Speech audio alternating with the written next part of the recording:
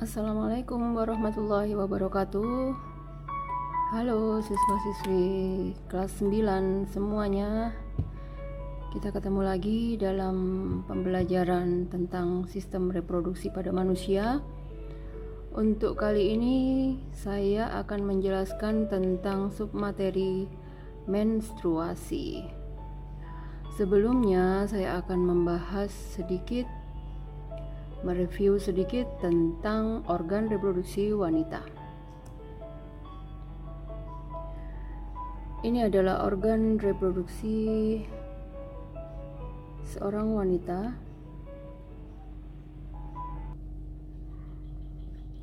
Jadi yang pertama ini adalah ovarium atau indung telur. Jadi ovarium itu adalah organ reproduksi wanita yang memiliki fungsi mensekresi hormon reproduksi wanita, yaitu estrogen dan progesteron. Yang kedua, ovarium itu memiliki fungsi mengeluarkan atau memproduksi ovum. Jadi ovarium dan ovum itu adalah nama yang berbeda. Ovum adalah sel telur yang dihasilkan oleh ovarium. Saya ulangi, jadi ovarium itu memiliki dua fungsi. Yang pertama sebagai organ reproduksi wanita yang mensekresi hormon estrogen dan progesteron. Yang kedua, ovarium memiliki fungsi memproduksi ovum atau sel telur. Kemudian ini adalah infundibulum atau fimbre. Bentuknya seperti jari tangan, dia melangkup atau mendekat di ovarium.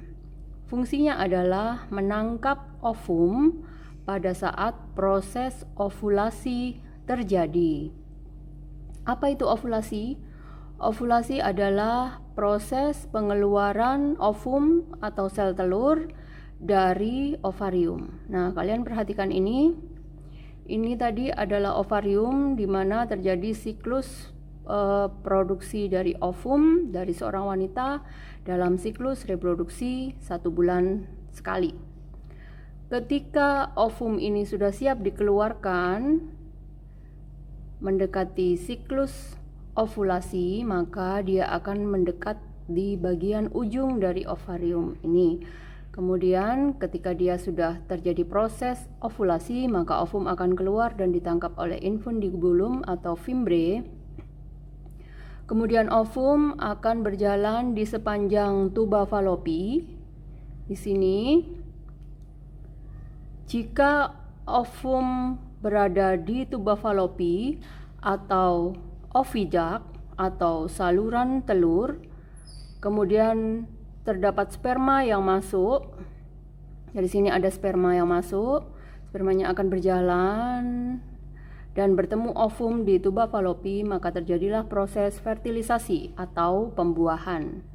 Namun apabila tidak terjadi fertilisasi atau pembuahan, maka ovum lama-lama akan mengalami degenerasi atau akan mati.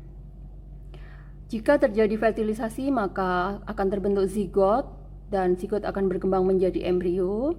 Embrio akan mengalami proses implantasi atau penempelan di dinding endometrium. Jadi di uterus ini atau rahim ini disebut dengan dinding endometrium, di mana endometrium itu memiliki fungsi sebagai tempat menempelnya janin atau embrio pada proses implantasi.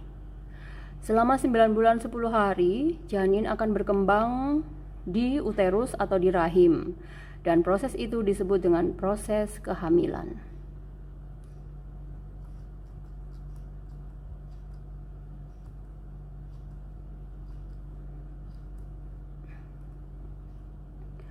Ya, sekarang saya akan membahas tentang siklus menstruasi atau biasa disebut dengan siklus reproduksi seorang wanita. Seorang wanita normal, dia akan mengalami proses menarche atau menstruasi pertama kali itu sekitar usia 9 sampai 12 tahun.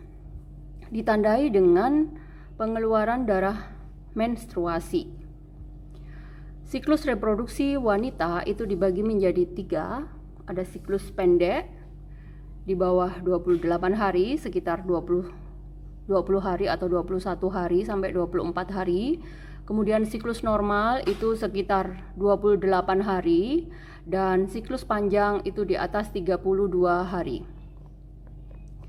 Secara umum, secara normal, seorang wanita itu memiliki siklus reproduksi selama 28 hari. Bagaimana proses menstruasi itu terjadi? Kalian bisa amati grafik atau gambar berikut ini.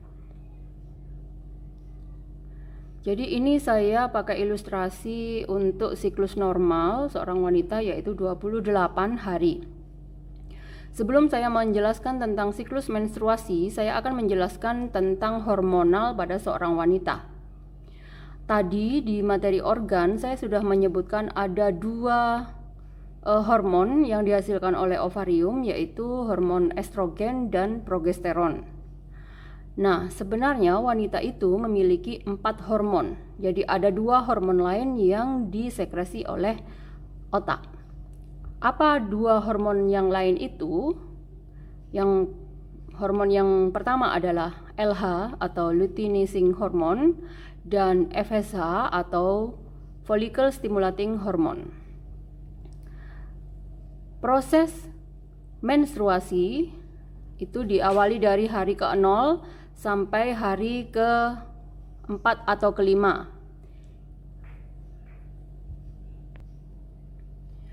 Hari ke-0 sampai hari ke-5 adalah proses menstruasi terjadi. Semua hormon, jadi 4 hormon wanita, estrogen, progesteron, LH, dan FSH itu mengalami proses peluruhan atau sekresinya sangat rendah, menurun.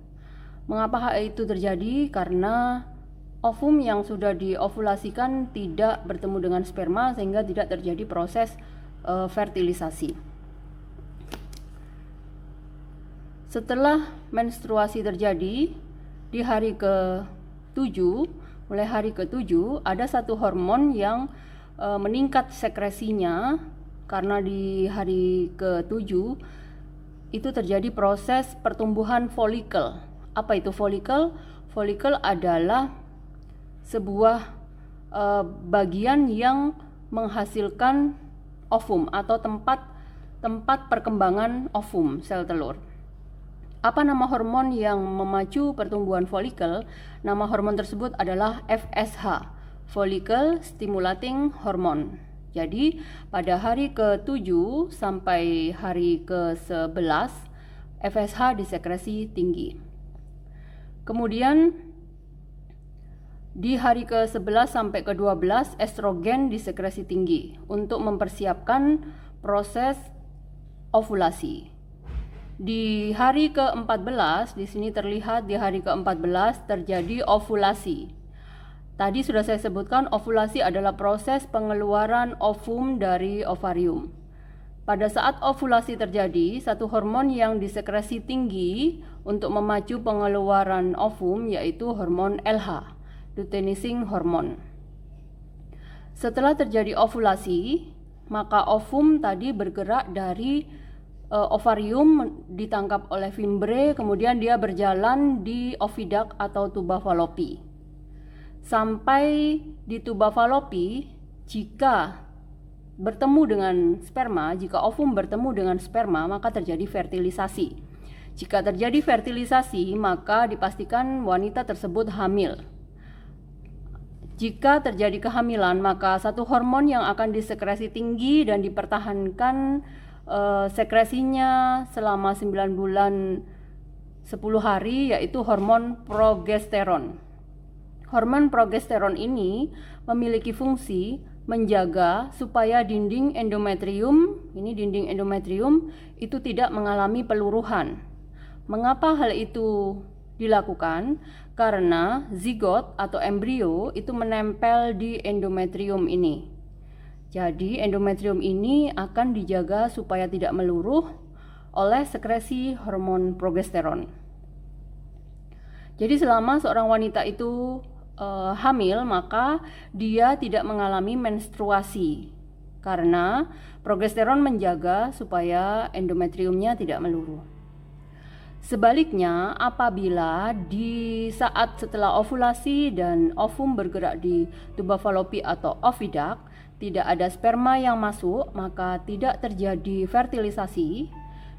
Pada saat sekitar hari ke-24 atau 25, hormon progesteron akan mengalami proses penurunan dan disusul dengan hormon-hormon lainnya juga mengalami proses sekresi yang menurun. Akibat dari sekresi keempat hormon yang menurun, maka di hari ke-29 wanita tersebut mengalami menstruasi kembali. Seperti itu. Jadi selama 28 hari siklus reproduksi wanita, proses reproduksi wanita itu berlangsung seperti itu. Berulang seperti itu, berlanjut setiap bulan. Nah, ini untuk penjelasan lebih detailnya tentang siklus reproduksi wanita. Hari ke-1 sampai hari ke-5 terjadi menstruasi, hari ke-6 sampai hari ke-12 itu pertumbuhan folikel yang dikontrol oleh FSH. Kemudian di hari ke-11, 12 itu estrogen meningkat, di hari ke-13, 14, 15 LH meningkat untuk terjadi proses ovulasi. Ovulasi adalah proses pengeluaran ovum dari ovarium. Ini siklus lanjutannya, ada 2 kemungkinan tadi yang sudah saya jelaskan di sebelumnya tadi ya. Oke, ini ada satu gambar lain yang menjelaskan tentang proses menstruasi yang terjadi pada seorang wanita. Selama beberapa hari setiap bulan disebut sebagai kondisi datang bulan, pendarahan yang keluar dari vagina itu berasal dari pelepasan lapisan endometrium. Kemudian endometrium akan menebal lagi. Nah, ini bisa terlihat endometrium setelah dia terkikis, kemudian dia akan menebal kembali. Ini menebal kembali. Hormon yang merangsang proses penebalannya adalah hormon estrogen dan FSH. Ini untuk proses pertumbuhan folikel. Nah, ini adalah folikelnya. Dari kecil dia menjadi besar. Gitu. Ketika di hari ke-14 setiap siklus, di tengah-tengah siklus itu disebut dengan siklus ovulasi. Nah, di sini LH yang meningkat biasanya ditandai dengan suhu tubuh agak tinggi di pagi hari. Ovum yang keluar pada proses ovulasi kemudian berjalan di oviduct atau tuba falopi. Nah, di hari ke-13, 14, dan 15 di tengah-tengah siklus reproduksi seorang wanita itu dikatakan sebagai masa subur. Artinya adalah pada hari itu ovum yang keluar dari ovarium itu siap untuk dibuahi atau siap untuk difertilisasi oleh sperma yang masuk ke oviduct atau ke tuba falopi. Seperti itu. Ini di tengah-tengah setelah siklus ovulasi di tanggal sekitar di hari ke-15 sampai hari ke-18 itu penentuan apakah terjadi fertilisasi atau tidak. Itu yang menyebabkan nanti wanita ini mengalami menstruasi lagi ataukah dia tidak mengalami menstruasi lagi. Seperti itu.